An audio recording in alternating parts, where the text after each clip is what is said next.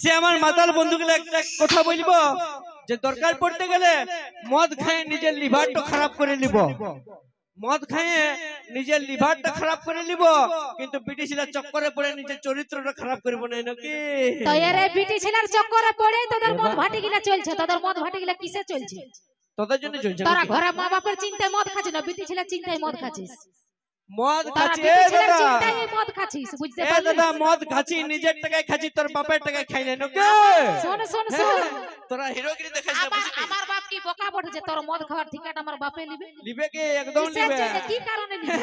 তোর বাপে তোকে একবার মুরাদ হয়েছিল না, ওই জন্য 5 টাকা দিয়ে নিয়ে আমার কাছে পাঠাইছিল বুঝলি?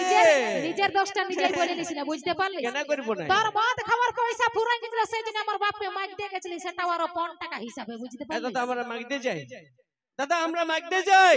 যেদিন শোন শোন শোন, যেদিন 5 টাকা উঠাবি সেদিন মরদ গুনাবি, তার আগে তোরা মরদ লইস।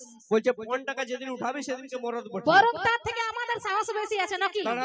ইয়ারা 10 গাড়ি বরযাত্রী নিয়ে আসে, আমাদেরকে একটা বিটি ছেলে বিয়ে করতে আর আমাদের কোন বডিগার্ড লাগানি, এদের সঙ্গে সঙ্গে চলে যায় নাকি? এ দাদা বলতে দিছ না, এ দাদা বলতে দিছ না।